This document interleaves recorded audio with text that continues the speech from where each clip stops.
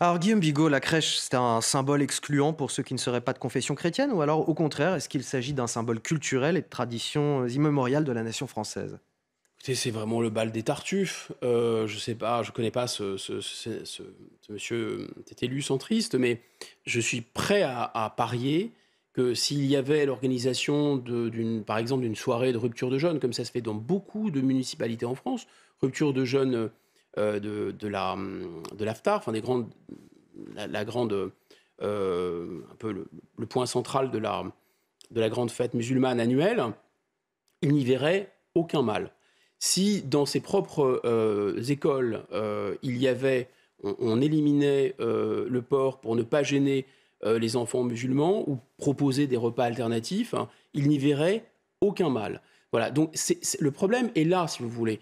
C'est que derrière cette volonté de sacraliser la loi de 1905, alors que je répète, il n'y a plus vraiment de tension entre d'un côté les laïcards, ou des gens hostiles à l'Église, pour des raisons philosophiques, et l'Église catholique, et on peut même dire qu'il y a surtout le phénomène historique le plus central, c'est la déchristianisation de la France, c'est que les églises sont vides, c'est plutôt ça le phénomène central.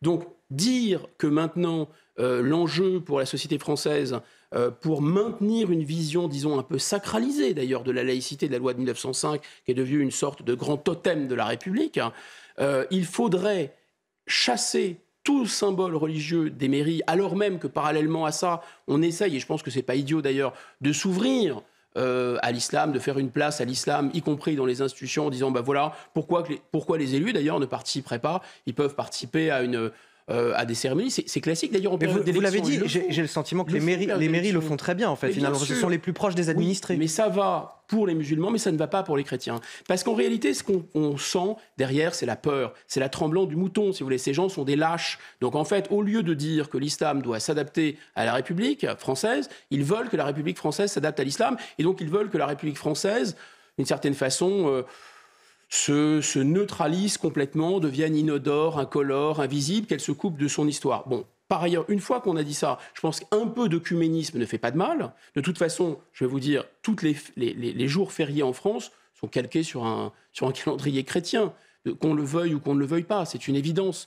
Donc si on a certains jours fériés en France, et si Noël est une période qui n'est pas travaillée, et le calendrier lui-même est un calendrier chrétien. Oui, donc pour ce C'est-à-dire, on peut compte-là, tourner le problème dans tous les on sens. change là et on enlève aussi les sapins de Noël, Voilà. on arrête les galets des rois et Voilà, et donc je pense que c'est essentiellement une attitude qui est dictée par la peur, et je pense qu'en plus c'est une erreur logique, parce que la question de 1905 ne réglera pas la question de l'islam. La question de l'islam peut, à mon avis, davantage être réglée par ce qu'avait fait Bonaparte avec le judaïsme, c'est-à-dire de créer une organisation nationale d'un islam qui serait nationalisé d'une certaine façon, parce que c'est une religion dans laquelle il n'y a pas spontanément de séparation entre le politique et le religieux, c'est comme ça. Et donc, il faut, pour le coup, s'adapter à ces spécificités. Et il est indispensable pour les musulmans qui sont d'abord des citoyens français et qui sont musulmans, qui croient à cette religion, et c'est tout à fait leur droit.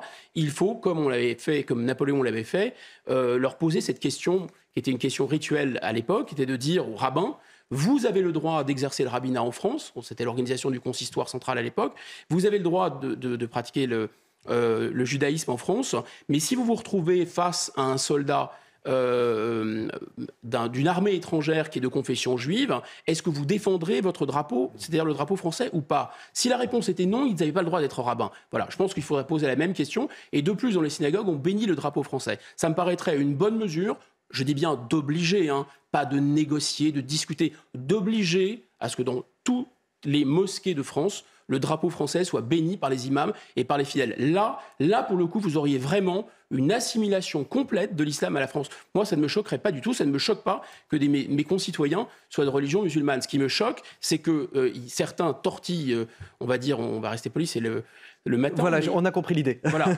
pour adapter la France à l'islam. Non, ça ne va pas.